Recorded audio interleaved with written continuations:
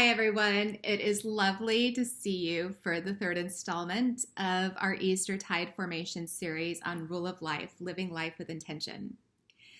So as we enter into this third video, I just want to take a moment to invite reflection and recap what we've covered so far. So the first thing is that Rule of Life is meant to be an invitation, inviting you into reflecting and attuning yourself to the voice of God in your midst, and inviting a reflection on how to live into who you are called to be, who you were created to be. A rule of life isn't meant to be a prescription. It's not meant to be something that someone else imposes on you and that you don't have any agency in. It's actually meant to invite you into being your very best self. And the first section on Rule of Life that we talked about is on listening. And listening is so deeply important because it attunes you to the voice of God in your midst, into the presence of God in your midst. And it is from that foundation that the rest of the work of Rule of Life comes. So listening is deeply important.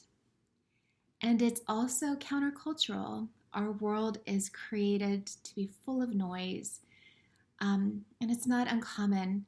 I found myself doing it, that when I'm thinking about something difficult or tricky, it's easier to turn the TV on and tune out and self-anesthetize than it is to actually confront either those troubling thoughts or the issues that you'd rather not deal with. So listening and being attuned to God is incredibly important and really foundational. Now, when you're writing your rule of life, it is important to remember that perfection is not the goal, that the rule of life is for you. It's not going to be read by anyone else. And so when you're writing it, you don't need to worry about it being perfectly formed, perfect grammar, perfect sentence structure. It needs to be substantive and thoughtful. But Rule of Life will be edited throughout your life. There will be chapters that you toss when they become irrelevant, chapters that you add when you realize that you need some guidance, some reflective guidance in areas that you didn't when you first wrote it. So the Rule of Life is a living document, and it will be edited, and it does not have to be perfect, especially at the beginning. The hope, the intention is that you offer time every day to the Rule of Life, and that time that you set aside every day can be used for prayer, meditation, can be used to reflect, to do research maybe on one of the topics to see what different thinkers over time have had to say about that topic. But the hope is that you sit with this for some amount of time, preferably 30 minutes every day. And sitting with that every day forms you. It's a discipline that forms you and molds you, trains you up into the kind of person that God is calling you to be. So that requires intention, and it requires discipline, and it requires that you're gentle with yourself. If you have stepped away from it for a couple of days or even a little longer, it is okay to set aside any feelings of grief or concern. It's waiting for you. That space is waiting for you. And God is longing for the opportunity to be in communication with you, to speak to you. So when you set aside that time and you intentionally listen, God is longing to speak. So open yourself up, give yourself permission for that space, for that time. and engage in that invitation. Say yes to the invitation to live life with intention and to become attuned to the presence of God in your midst and the work that God may be calling you to do. So LaFawn's first of 6 topics was listening, and listening being so foundational, the linchpin really for the rest of the work that you do with Rule of Life. So it's good to have those chapters to remind you about listening and your intention around listening. Now, LaFawn has these 6 major topics with subheadings under each. And I just want to take a moment to invite you to engage with that in the way that feels most authentic to you. Perhaps the idea of 30 chapters or 30 notes to self feels overwhelming. And if that's the case, then scale it back. Engage in the way that feels authentic to you. LaFawn in his book actually includes some chapters as samples, some of his chapters, and they're written in a way that it's very personal. So he will very gently say, dear heart, this is a hard topic for you, and then moves along in his thought process. And for me, that sort of writing didn't feel authentic. It felt uncomfortable to me. And so my chapters are written in a different style, in a different way. Instead of being letters, it's as though they're notes to myself, literal notes to myself. So as you're engaging, engage in the way that feels most authentic to you. And it's okay if you try a style or try something and it doesn't seem to fit. It's okay to change your mind and do something else. Remember that this is literally just for you and a record of the notes that remind you about what you're discerning with God in terms of what you're being called into. So write in a way that feels authentic and that you will want to come back to as you work on this every day. So LaFawn's second topic, so the first one being listening, this is on being. And LaFawn is very direct, talking about how we tend to be focused more on doing than on being. And we tend to assess our own value and ascribe value to our own identity based on the sense of productivity that we have. What have you accomplished in a given day? Is your checklist done?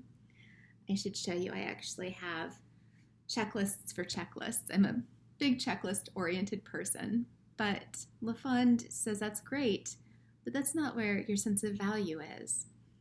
That is not what makes you a worthy person. Instead of ascribing value to yourself or to others based on all of the things that they do, we're reminded that our value is in that we are created by a loving God. We are created in the image, the very image of a loving God. That imago Dei, that spark of the divine in each of us, that is where our dignity and our value lives. So when we're reflecting on being, we're invited to think about the kind of people we want to be and to write notes to ourselves to remind us of the kind of people we want to be. And that is done, of course, in discernment and listening and attuning ourselves to God and to those nudges inside of ourselves that we know that maybe we're not always behaving or ascribing value to those things that are truly most important. And sometimes those nudges can be uncomfortable, but this is a chance to directly address them in a gentle and loving but direct way. So LaFawn on being has the following subtopics. He talks about work and love and creativity and Sabbath and forgiveness. Now, this is one of those examples. This is a time where I actually started with a different chapter, and my chapter was on gratitude. And I started my being section on gratitude because it is the way that I seek to orient my life, not in terms of sort of a thin, no matter what, I'm going to find something to be thankful for, not in terms of a kind of thin thankfulness, but gratitude as an orientation towards the utter gift of life that has been given to us, to the utter dignity imbued in every human being because we are made in God's image, and to the sense of offering myself in service to God and God's people out of my sense of gratitude for the utter joy and amazing blessing it is just to be alive and in this space and able to offer my gifts in this way. So that presence of God is orienting for me, and I chose to express that through gratitude. You might find, and in fact, I think that LaFond anticipates that you'll find that love, the topic of love, will orient you to the presence of God in your midst and allow you to name the way that you encounter God and others, and in the love that you experience and the love that you hope to experience. And there's also, throughout LaFond's reflections, he invites us to think about healthy expressions of love and names that not all of us have encountered those healthy expressions. And if that is the case for you, there are resources to help you work through that. And your rule of life is an important way of naming both what your hope is and how you will work towards that hope. So if you have not experienced the kind of healthy love that one would hope for example, from a parent, that there is an invitation to reflect on that and then to name the ways that you might address that, particularly with help from a therapist or from a spiritual director, but somebody who can walk with you and help you carry that burden so that instead of a life-depleting experience, that wound can be healed. There have been times that past thinkers have imagined that the Imago Dei, the image of God, that divine spark within each human, is expressed through our rationality. That rationality is that which sets us apart from the rest of creation. And I've always personally found that to be troubling and a little tricky. There are times when human beings are not able to express rationality in the way that we might expect they would. So, for example, when people experience dementia, or sometimes people who are born without the sort of orientations and abilities that most of us are born with. So for the Imago Dei to be found in whether we're rational has always seemed very problematic to me. But LaFond actually orients the Imago Dei, that spark of divinity, instead into our desire to be creative and generative. And he invites a whole chapter reflecting on how creativity is life-giving, how it invites us into the people that we hope to be, and the idea of creativity as being a way that we participate in God's work among us. LaFond is actually a gifted potter. I read that and I thought, I don't like thinking of myself as a creative person. That creativity is not, I can sometimes hit a note when we're singing, but it's not a guarantee. So I'm not exactly a musician. I'm not the kind of person who would paint and you would say, oh, now there's a real gift. I often paint.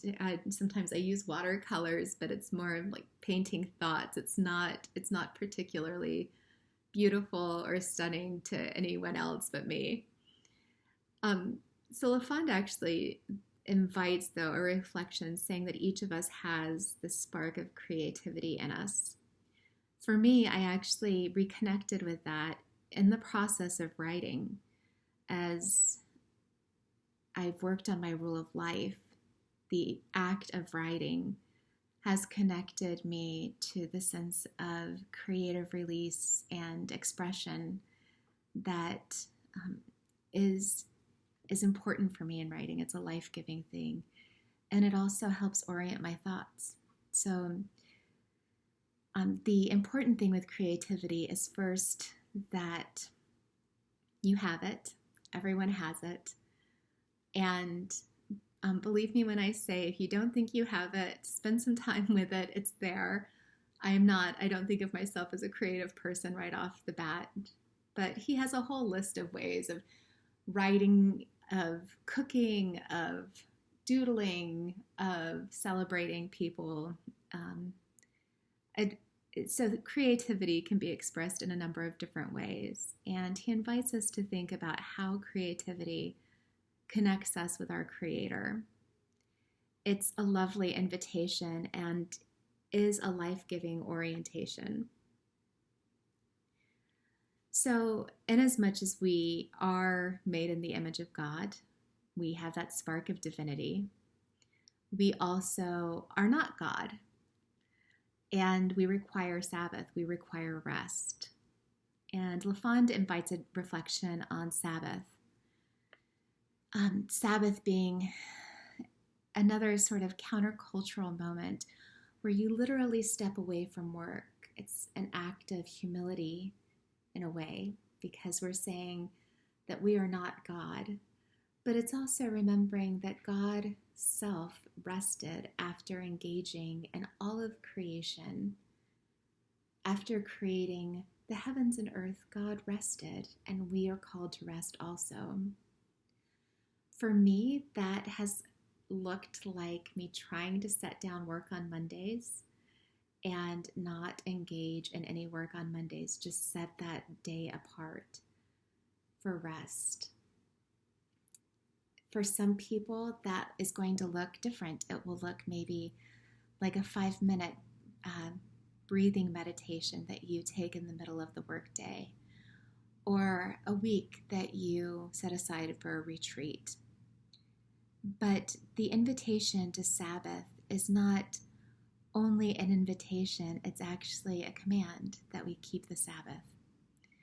And keeping the Sabbath holy means that we set aside that time for rest, period. So orienting ourselves to what that looks like for true care for ourselves is extremely important.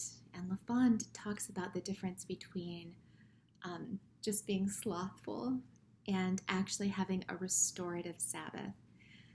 So I've thought to myself of those times when there's been so much to do that at the end of the work week, all I want to do is just flop down and zone out, because I've pushed myself to the point of exhaustion. And that is not Sabbath. That's not restorative.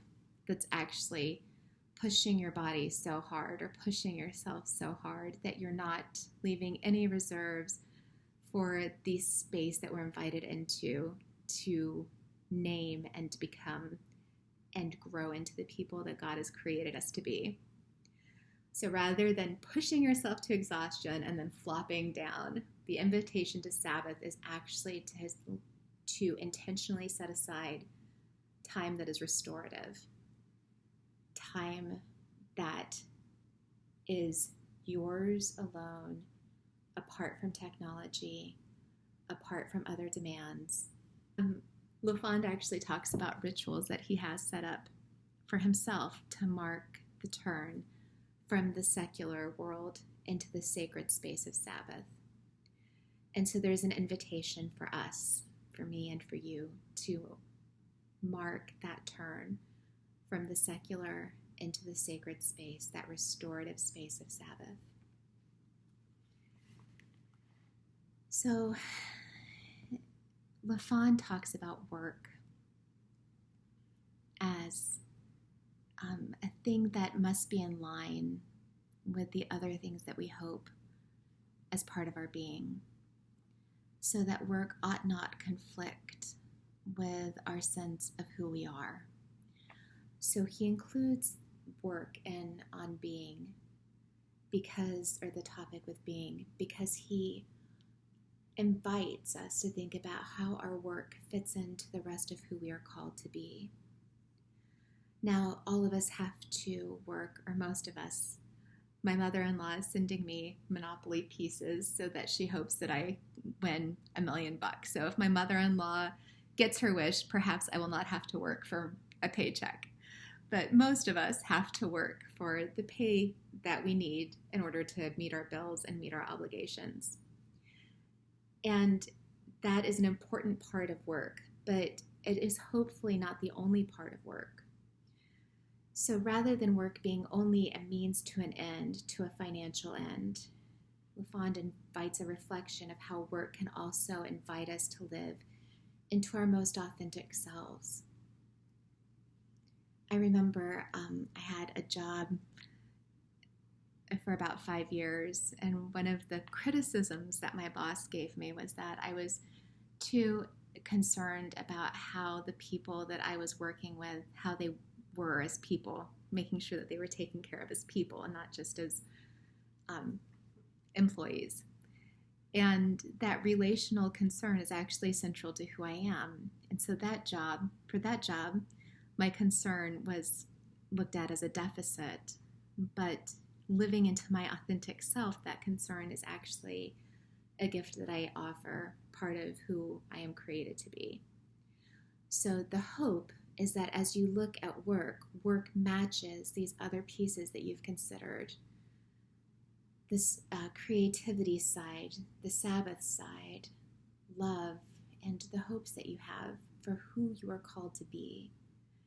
And LaFon has a great image of a stream that we build boundaries around work so that it stays in its stream and doesn't flood all of our lives.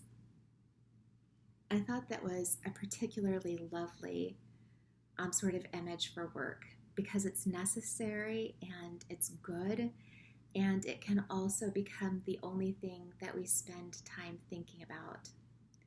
So the idea, the hope is that work matches these other pieces of our rule of life, and that work itself does not overrun our lives. LaFon talks about the addiction, the work addiction, that is sort of the only addiction that is socially sanctioned. The idea that no one is going to tell you, oh, you've been working too hard, don't you think? That you have to actually, those boundaries, the boundaries that say what is healthy work, those are boundaries that you have to establish for yourself, because our world is not constructed to establish those boundaries for you. So as you consider the chapters that you might write on being, the invitation is to consider the person that you want to be and to write about that under these different headings. So when you're thinking about the person that you want to be, know that as you're attuned to God, as you're practicing this listening, it will become clearer to you the desires and longings that you have. And you are welcome to reach out if I or if Amy can help you think through these. We're glad to walk this with you. The next topic that we'll be covering in our next video is vulnerability. So this will also be, we're moving from listening. Remember, that's our foundation, and we'll be moving sort of deeply into these different areas of our lives that invite real contemplation and some real work, and also work that is done in hope and in joy and gratitude, because we walk this road together. We live this life in hope, and you are not alone as you contemplate these things there are people. I'm glad to walk with you. Amy is glad to walk with you, and we are glad to connect you to other resources if they're helpful as you work through this. Because, friends, you are created by a God who adores you, who loves you just as you are, and also calls you into being the person that you were created to be. And together, as we walk through Rule of Life and living life with intention, I hope that you find yourself moving more closely into that space. I look forward to seeing you next week.